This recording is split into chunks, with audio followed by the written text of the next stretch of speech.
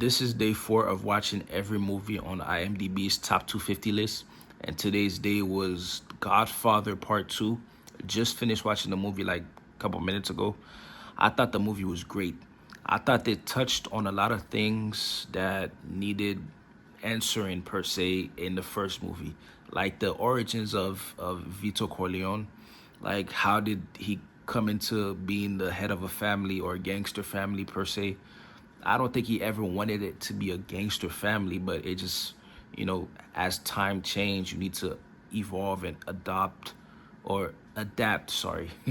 to your environment and the things that you need to do, which they portrayed in the movie well enough. When they showed Vito's background, they got deep into the fact of how the Corleone family came to be. Maybe even the reasons as to why.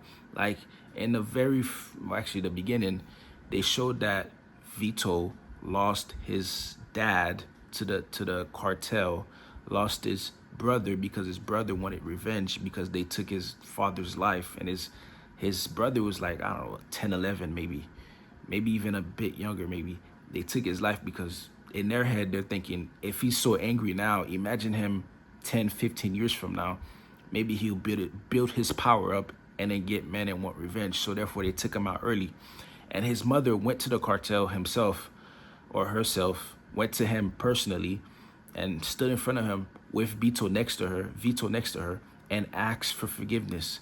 And the cartel boss said, no, we have to take him out because he will be angry and will want revenge. So therefore, let's not risk it. Let's just take him out now. And the mother pulled a knife to his neck, and then, of course, Vito ran. She died, and he made it out the country. But now I want to touch on Michael, the current boss of the Corleone family, the youngest son of the Corleone family. I think this movie showed a bit of the human side of Michael, a bit, right? Even still, I still think he's a very calculated guy, smart guy, very smart, knows exactly what he's doing. But sometimes he gets too not involved. He just get lost sometimes, which I thought his wife was kind of his light, his kids was kind of his light, his shining light, like the people that just keep him sane, I would think, right? And one of the other things that I really respect about Michael is the fact he doesn't drink, never drinks, only drinks water and smokes, to be fair, but never drinks because it will like mess with your decision making. So he never drinks. I respect it. Like I said, the tough decisions that Michael had to make throughout the whole movie, how he had to kind of use his brain to kind of figure out how to get himself and the family out of situations that they were in. When he almost got assassinated, he immediately knew it was somebody from the inside. How whoever actually did the shooting, they would have got taken out by whoever actually planned it, and they were on the inside because they knew too much of how to get past the security that they had around the house. And he decided to leave the family to that one guy, I forgot his name, and he took care of everything. The wife obviously got angry, of course, right, as she should. Got angry because she's stuck in the house for however long and can't leave, obviously for her own safety, but and then how eventually the wife was pregnant. She was 3 months pregnant, and because of how evil she believes that Michael is, she decided to have an abortion 3.5 months into the pregnancy because she did not want to bring an evil baby or his evil child into this world, because Michael himself is evil, which that was peak for me. Dead to his face, and told him it was not a miscarriage, it was an abortion. I did not want to bring a child of the devil per se into this world. Dead in his face. From that moment on, Michael hit her with a left hook, right? And from that moment on, doesn't want to see her. Whenever he sees her, stares her down, and just with like the most like, it's like hatred in his face almost, right? But I also want to say, right, and I throughout the movie I was asking myself the question: is Michael truly evil, right? You can say he is, right? But you can also say he's not. He's making decisions based off of what the family needs, based off of what will save the family, based off of what's best for the family. Now, even if we take this outside of the movie, just in the general sense of life, there are some things that are evil to some people. And there are some things that the same things that's evil to some is good to others.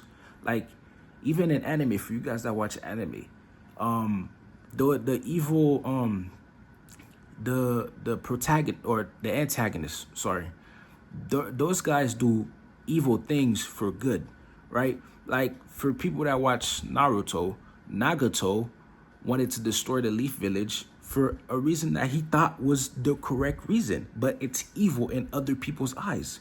Like even Madara wanted to do good, but he did it in an evil way that's considered evil from other people's perspective, right? What Michael was doing is evil to some others' eyes, but it's good to him because it benefits the family, right? To him, it's not bad. Not bad is the wrong choice of words, maybe, but it's just for the benefit of the family. Plain as simple as that. He doesn't look at it too deeply. It's just business at the end of the day.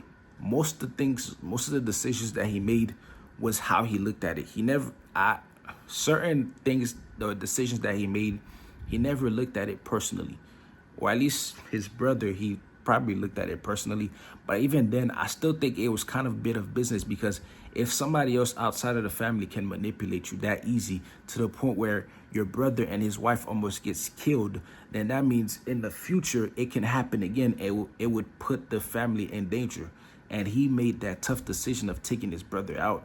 And even that one guy that was testifying against the Corleone family and was about to testify and say that the Corleone family is a gangster family, even then Michael made the decision to take him out, even though he thought that Michael double-crossed him, which Michael never did. Man, bro, they touched on a lot of things that I really enjoyed. Maybe enjoy is a bit a bit of an overstatement, but that just felt right for the movie and for just the storyline and just the story in general that they were telling. Bro, this movie is amazing. I think I want to go back to Vito Corleone. Like I said in the beginning of the video, if I even said it, I don't think Vito ever saw the family being what it is now, or being what it is before he died, being a gangster family per se. It was just going to be a transport business, I think, if I'm remembering correctly. And he started listening to people, kind of giving, ideas and solving issues here and there. Even with that old lady that didn't want to move out because she's a widow and she didn't have money. She asked Corleone with his wife in the room, can you help this, that, and the third? And then he went to talk to the landlord, gave him money 6 months in advance to just let her stay. And it happened. And then, as time go by, one person comes around the house, a second one comes around the house, you fix their problem here and there, and then eventually just keep on going. Because you saw the same thing in the first movie, in the first 5-10 minutes of the first movie, how people were coming into his office per se and asking him for help. Even for Michael, there were people coming in, one or two that came in to ask for help, kissing his hands, this, that, and the third.